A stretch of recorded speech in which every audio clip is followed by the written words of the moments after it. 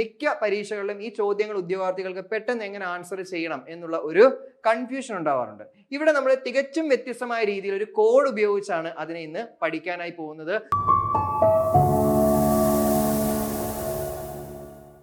Hello friends, welcome to competitive cracker. എല്ലാ പ്രിയപ്പെട്ട ഉദ്യോഗാർത്ഥി സുഹൃത്തുക്കൾക്കും കോമ്പറ്റിറ്റീവ് ക്രാക്കറിന്റെ പുതിയൊരു ക്ലാസ്സിലേക്ക് സ്വാഗതം. ഇന്നത്തെ ക്ലാസ്സിൽ നമ്മൾ നോക്കാനായിട്ട് പോകുന്നത് PSC പരീക്ഷകളിൽ ഉദ്യോഗാർത്ഥികളെ അടുത്ത കാലത്തായി ഒരുപാട് കൺഫ്യൂസ് ചെയ്യിക്കുന്ന ഒരു ടോപ്പിക്കാണ് സമുദ്രജല പ്രവാഹങ്ങൾ.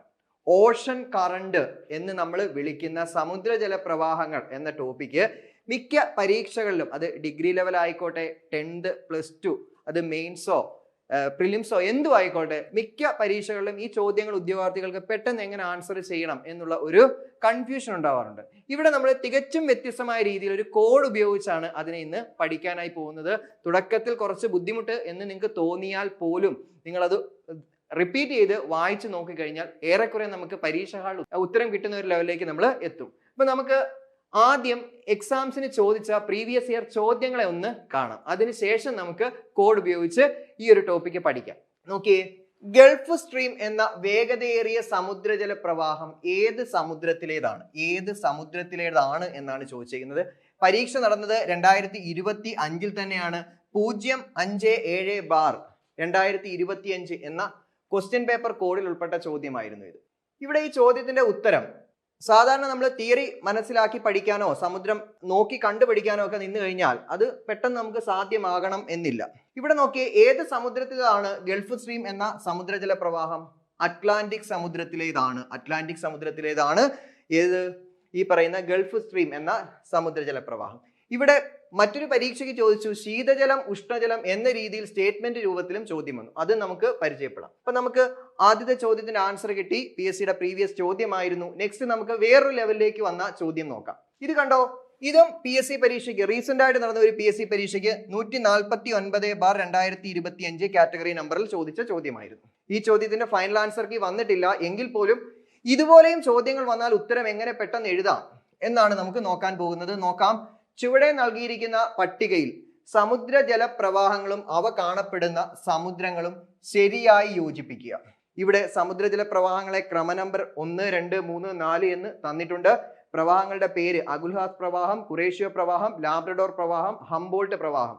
ഇനി സമുദ്രം, പസഫിക് സമുദ്രം, അറ്റ്ലാന്റിക് സമുദ്രം, ഇന്ത്യൻ മഹാസമുദ്രം, ആർട്ടിക് സമുദ്രം.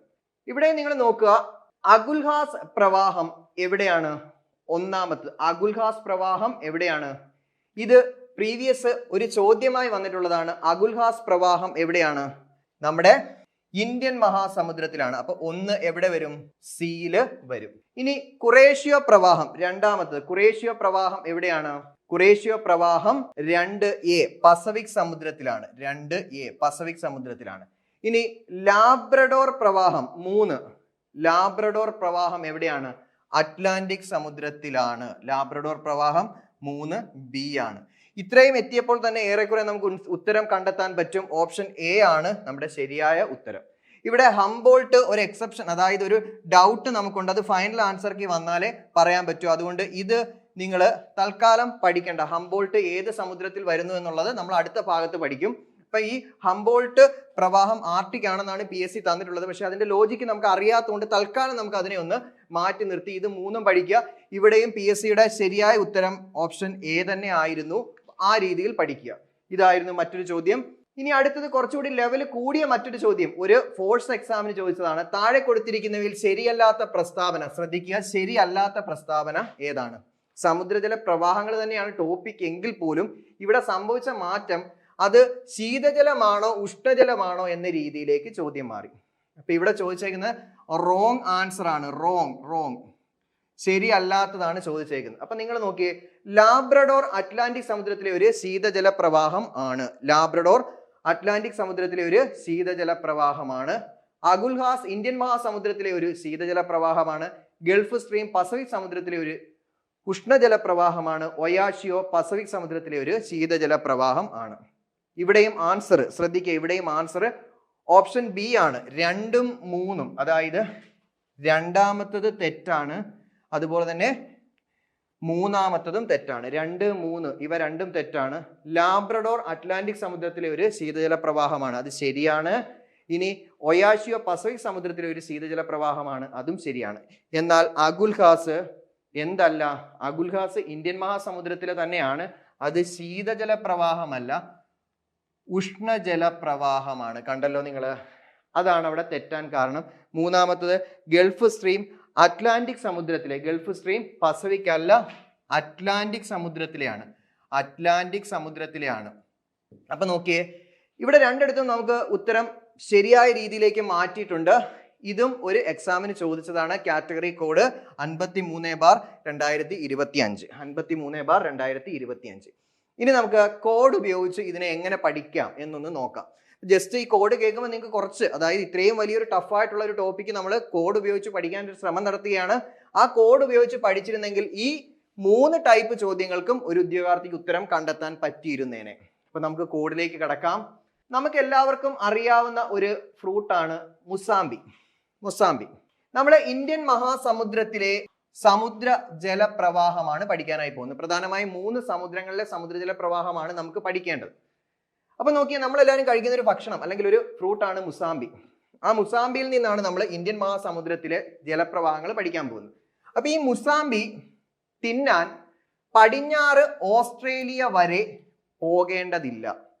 മുസാമ്പി തിന്നാൻ നമ്മൾ എവിടെ വരെ പോകണ്ട? പടിഞ്ഞാറ് ഓസ്ട്രേലിയ വരെ പോകേണ്ടതില്ല. ഇന്ത്യയിൽ, നമ്മുടെ ഇന്ത്യയിൽ അഖിൽ ചേട്ടന്റെ കടയിൽ ഉണ്ട്. അപ്പൊ മുസാമ്പി കഴിക്കാൻ നമ്മൾ പടിഞ്ഞാറ് ഓസ്ട്രേലിയ വരെ പോകേണ്ടതില്ല, ഇന്ത്യയിൽ അഖിൽ ചേട്ടന്റെ കടയിലുണ്ട്. ഇത് പഠിച്ചോ? ഇന്ത്യൻ മഹാസമുദ്രത്തിലെ സമുദ്രജല പ്രവാഹം നിങ്ങൾക്ക് കിട്ടി.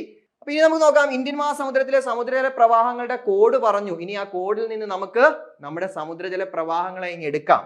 മുസാമ്പി, അവിടെ നിന്ന് കിട്ടണം മൊസാംബിക് പ്രവാഹം. അതെന്താണ്? മൊസാംബിക് പ്രവാഹം ഒരു ഉഷ്ണജല പ്രവാഹമാണ്. നമ്മൾ എല്ലായിടത്തും കോഡ് പറയുന്നുണ്ടെങ്കിലും ഇവിടെ മാത്രം ആദ്യത്തതും അവസാനത്തതും ഉഷ്ണജലം, സെൻട്രൽ പറയുന്നത് മാത്രം ശീതജലം. പടിഞ്ഞാറ് ഓസ്ട്രേലിയ, അതായത് പടിഞ്ഞാറ് ഓസ്ട്രേലിയ അതായത് ഇവിടെ വരുന്നുണ്ട്, അതാണ് പശ്ചിമ ഓസ്ട്രേലിയൻ പ്രവാഹം. പശ്ചിമ ഓസ്ട്രേലിയൻ പ്രവാഹം ഒരു ശീതജല പ്രവാഹം ആണ്. നെക്സ്റ്റ്, അഖിൽ ചേട്ടന്റെ കടയിലുണ്ട്. അതിൽ നിന്ന് എന്ത് കിട്ടണം? അഖിൽ ചേട്ടന്റെ കടയിൽ അഗുൽഹാസ്, അഗുൽഹാസ് പ്രവാഹം, അതും ഒരു ഉഷ്ണജല പ്രവാഹമാണ്.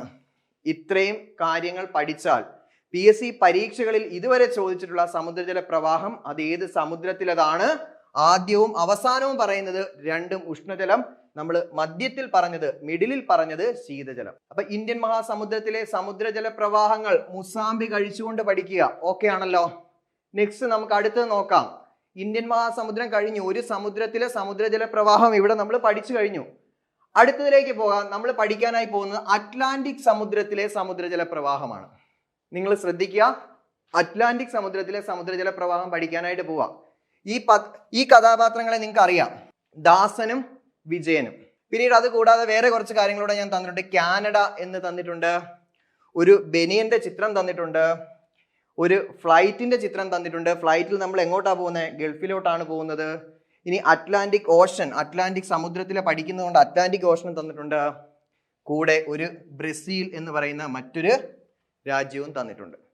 ഇത്രയും ചിത്രങ്ങൾ നിങ്ങളുടെ മനസ്സിലേക്ക് അങ്ങ് ഉറപ്പിക്കുക. ദാസനും വിജയനും, കാനഡ, ബെനിയൻ, ബ്രസീൽ, അറ്റ്ലാന്റിക്, ഫ്ലൈറ്റ്, ഗൾഫിലോട്ട് പോകുന്നു. ഇത് കൃത്യമായ രീതിയിൽ ഒരു ഓർഡറിൽ നമ്മൾ പറയും.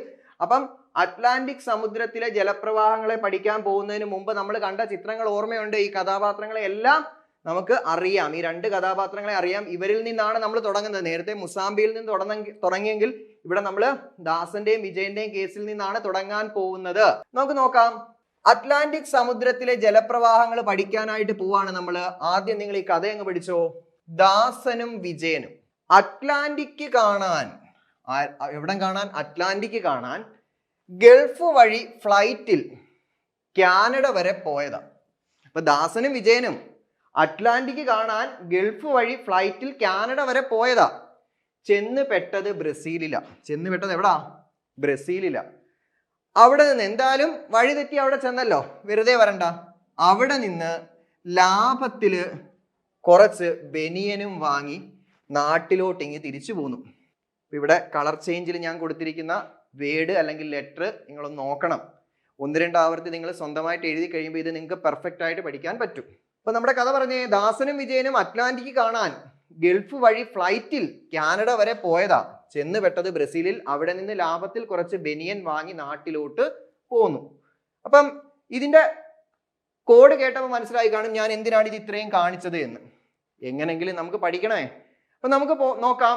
ഫസ്റ്റ്, ദാസനും വിജയനും അറ്റ്ലാന്റിക് സമുദ്രത്തിലെ സമുദ്രജല പ്രവാഹമാണ് നമുക്ക് പറയാൻ പോകുന്നത്.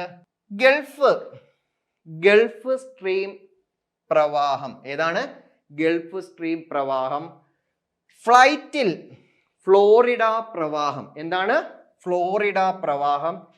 കാനഡ വരെ കാനറി പ്രവാഹം. ബ്രസീലിയൻ പ്രവാഹം. നെക്സ്റ്റ് ഞാൻ എന്ന് എഴുതിയിട്ടുണ്ട്. എന്താണ്? ആൻഡലീസ് പ്രവാഹം. ലാഭത്തിൽ നോക്കുക മക്കളെ, ലാബ്രഡോർ പ്രവാഹം. Next banyan. എന്ത് കിട്ടി? ബെൻഗ്വേല പ്രവാഹം. എന്താണ്? ബെൻഗ്വേല പ്രവാഹം. നാട്ടിലോട്ടു, അതിന്റെ നായിൽ നിന്ന് കിട്ടണം നോർവീജിയൻ പ്രവാഹം. അപ്പൊ ഇത്രയും മനസ്സിലായെന്ന് ഞാൻ കരുതുന്നു. മനസ്സിലായിട്ടില്ല എങ്കിൽ ഒരു തവണയും കൂടെ നിങ്ങൾ ബാക്കിലേക്ക് വന്നിട്ട് വീഡിയോ കാണുക. അപ്പൊ അറ്റ്ലാന്റിക് സമുദ്രത്തിലെ സമുദ്രജല പ്രവാഹങ്ങൾ പഠിച്ചു. ഇനി അങ്ങനെ ഒരു ചോദ്യം വന്നാൽ തെറ്റില്ല. ഇനി നമുക്ക് ഇവിടെ എല്ലായിടത്തും നമ്മൾ പഠിക്കുന്നത് ഉഷ്ണജല പ്രവാഹം മാത്രമാണ്. നമ്മുടെ ഉഷ്ണജല പ്രവാഹത്തിന്റെ കൂട്ടത്തിൽ ഇല്ലാത്ത ഏത് ജലപ്രവാഹം ചോദിച്ചാലും അത് ശീതജലം ആയിരിക്കും. രണ്ടും കൂടെ പഠിച്ച് കൺഫ്യൂഷൻ വരുത്തുന്നില്ല. നോക്കാം. അറ്റ്ലാന്റിക് സമുദ്രത്തിലെ ഉഷ്ണജല പ്രവാഹങ്ങളെ മാത്രം നമ്മൾ എടുക്കാൻ പോവാം. ഇന്ത്യൻ മഹാസമുദ്രത്തിൽ നമുക്ക് വേണ്ടി വന്നില്ല. അവിടെ 2 ഉഷ്ണജലവേ ഉള്ളായിരുന്നു. ഇവിടെ നോക്കിയേ, ഇവിടെ നമ്മൾ കോഡായിട്ട് GSB ഫാൻ എന്നങ്ങ് പഠിക്കുക. GSB fan. ഇത് ഉഷ്ണജല പ്രവാഹമാണ് ഇവിടുത്തെ അറ്റ്ലാന്റിക് സമുദ്രത്തിലെ. GS ഫോർ ഗൾഫ് സ്ട്രീം പ്രവാഹം. B ബ്രസീലിയൻ പ്രവാഹം. F ഫ്ലോറിഡ പ്രവാഹം. A ആൻഡലീസ് പ്രവാഹം. N നോർവീജിയൻ പ്രവാഹം.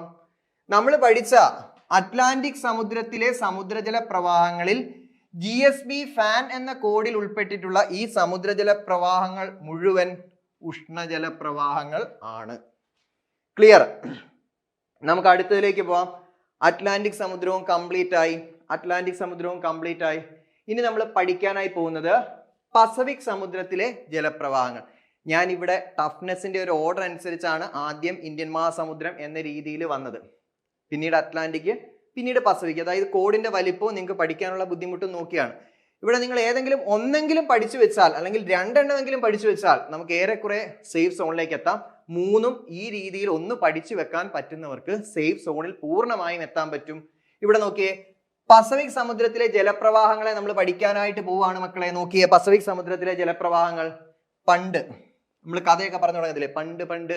അപ്പൊ പണ്ട് ഒയാഷി, ഇങ്ങനെ എഴുതണം. ഇവിടെ മാത്രം ഒന്ന് ശ്രദ്ധിക്കണം. ഒയാഷി ഒരു പെൺകുട്ടിയുടെ പേരാണെന്ന് കരുതുക. ഒയാഷി എന്ന് എഴുതി ഞാൻ അവിടെ ക്യാപിറ്റലിലും ഇംഗ്ലീഷ് അക്ഷരത്തിലും എഴുതിയിട്ടുണ്ട്. ഒയാഷി മോൾ. അപ്പൊ പണ്ട് ഒയാഷി മോൾ ഒക്ടോബറിൽ കുറെ അലമാരകൾ പെറുവിലെ ഹംപിനടുത്ത് വെച്ച് കാലിയാക്കി.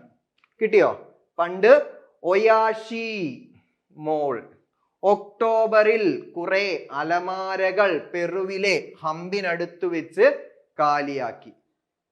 ക്ലിയർ ആണെന്ന് കരുതുന്നു. ഇനി നമുക്ക് അതിൽ നിന്ന് നമ്മുടെ സമുദ്രജല പ്രവാഹങ്ങളെ എടുക്കാം. പസഫിക് സമുദ്രമാണ്. പണ്ട് എന്നതിന്റെ പായിൽ നിന്നും പസഫിക് സമുദ്രം കിട്ടണം. ഒയാഷ് എന്നതിൽ നിന്നും ഒയാഷിയോ പ്രവാഹം കിട്ടണം. ഈ എന്ന് നമ്മൾ എഴുതി വെറുതെ അല്ല. ഈസ്റ്റ് ഓസ്ട്രേലിയൻ പ്രവാഹം അഥവാ പൂർവ ഓസ്ട്രേലിയൻ പ്രവാഹമാണ് ഇയിൽ നിന്ന് നമുക്ക് കിട്ടേണ്ടത്. ഒക്ടോബറിൽ നിന്ന് കിട്ടണം ഒക്ഹാസ് പ്രവാഹം. കുറേഷ്യോ പ്രവാഹം. അലമാരകളുടെ അലയിൽ നിന്ന് കിട്ടണം അലാസ്ക പ്രവാഹം. പെറുവിൽ നിന്ന് കിട്ടണം പെറു അല്ലെങ്കിൽ ഹംബോൾട്ട് അഥവാ ഹംബോൾട്ട് പ്രവാഹം. ഇവിടെ രണ്ടും കൊടുത്തിട്ടുണ്ട്, പെറു ഉണ്ട്, ഹംബോൾട്ടും കൊടുത്തിട്ടുണ്ട്. നെക്സ്റ്റ് കാലിയാക്കി എന്നതിൽ നിന്ന് കിട്ടണം കാലിഫോർണിയ പ്രവാഹം. ഓക്കെ ആണോ? അപ്പൊ ഇവിടെ നമ്മൾ പറഞ്ഞത് പസഫിക് സമുദ്രത്തിലെ ജലപ്രവാഹങ്ങളാണ്. ഇനി നമുക്ക് പസഫിക് സമുദ്രത്തിലെ പ്രധാനപ്പെട്ട ഉഷ്ണജല പ്രവാഹം മാത്രം പഠിക്കാം. ശ്രദ്ധിക്കണം, എല്ലായിടത്തും നമ്മൾ ഉഷ്ണജലം മാത്രമേ പഠിച്ചിട്ടുള്ളൂ. ഇന്ത്യൻ മഹാസമുദ്രത്തിലെ 1-ാമത്തെയും 3-ാമത്തെയും ഉഷ്ണജലം, സെൻട്രലിൽ പഠിച്ചത് മാത്രം ശീതജലം. ഇവിടുത്തെ ഉഷ്ണജല പ്രവാഹം നോക്കിയേ. പസഫിക് സമുദ്രത്തിലെ ഉഷ്ണജല പ്രവാഹങ്ങൾ, നിങ്ങൾ ഈ കോഡ് മാത്രം ഓർത്താൽ മതി. കുറെ അലമാരകളെ മാത്രം എടുത്താൽ മതി, അവിടെ വേറെ ഒന്നും നമുക്ക് വേണ്ട. കുറെ അലമാരകളെ മാത്രം മതി. കുറെ ഫോർ കുറേഷ്യോ പ്രവാഹം, അല ഫോർ അലാസ്ക പ്രവാഹം, രണ്ടും ഉഷ്ണജല പ്രവാഹം. പസഫിക് സമുദ്രത്തിലെയും ജലപ്രവാഹങ്ങൾ കഴിഞ്ഞു. എല്ലായിടത്തെയും ഉഷ്ണജലവും ശീതജലവും നമ്മൾ കൃത്യമായിട്ട് ഐഡന്റിഫൈ ചെയ്തു. എല്ലായിടത്തെയും ഉഷ്ണജലങ്ങൾ മാത്രമേ പഠിച്ചിട്ടുള്ളൂ, ഉഷ്ണജല പ്രവാഹങ്ങൾ മാത്രമേ പഠിച്ചിട്ടുള്ളൂ. ബാക്കിയുള്ളതെല്ലാം ശീതജല പ്രവാഹങ്ങളായിരിക്കും. ഇതുവരെ നടന്ന PSC പരീക്ഷകളിൽ ചോദ്യം വന്നതിന്റെ അടിസ്ഥാനത്തിലാണ് ഇത്തരത്തിലൊരു കോഡ് ഉപയോഗിച്ച് തയ്യാറാക്കിയത്. ഈ കോഡ് പഠിച്ചിരുന്നുവെങ്കിൽ ഇതുവരെ വന്ന ചോദ്യങ്ങൾ ഉറപ്പായിട്ടും ഉദ്യോഗാർത്ഥിക്ക് ഉത്തരം എഴുതാൻ പറ്റിയിരുന്നേനെ. അപ്പം ഇത്തരത്തിലുള്ള ചോദ്യങ്ങൾ വരുന്നത് ഡിഗ്രി ലെവൽ ആയിക്കോട്ടെ, +2 ലെവൽ ആയിക്കോട്ടെ, 10th ലെവൽ ആയിക്കോട്ടെ, മെയിൻസും പ്രിലിംസും ഏതുമായിക്കോട്ടെ, മിക്ക പരീക്ഷകളിലും ചോദ്യം വരുന്ന ഒരു മേഖലയാണ് ഈ പറഞ്ഞ സമുദ്രജല പ്രവാഹങ്ങൾ. ഇതുപോലെ നിലവിലെ പരീക്ഷകളിൽ ആവർത്തിച്ച് ചോദിച്ചുകൊണ്ടിരിക്കുന്ന മേഖലകളെ കൃത്യമായി വിശകലനം ചെയ്ത് അതിനനുസരിച്ച് ഉദ്യോഗാർത്ഥികളെ തയ്യാറെടുപ്പിക്കുന്ന രീതിയിൽ 10th, +2, ഡിഗ്രി ലെവൽ ബാച്ചുകൾ നിലവിൽ കോമ്പറ്റിറ്റീവ് ക്രാക്കറിൽ ലോഗിൻ ചെയ്ത് കഴിഞ്ഞു. ഈ ബാച്ചുകളിലേക്ക് ജോയിൻ ചെയ്ത് കൃത്യമായ രീതിയിൽ പഠിക്കുന്നതിന് വേണ്ടി ഉദ്യോഗാർത്ഥികളെ സ്വാഗതം ചെയ്യുന്നു. ബാച്ചിലേക്ക് ജോയിൻ ചെയ്യുന്നതിന് വേണ്ടി കോമ്പറ്റിറ്റീവ് ക്രാക്കറുമായി ബന്ധപ്പെടുക. തുടർന്നുള്ള ക്ലാസ്സുകളിൽ ഇതുപോലെയുള്ള ഏറ്റവും പ്രയോജനകരമായ ക്ലാസ്സുകളുമായി, വീഡിയോസുമായിട്ട് നമുക്ക് കാണാം. Okay, thank you all of U.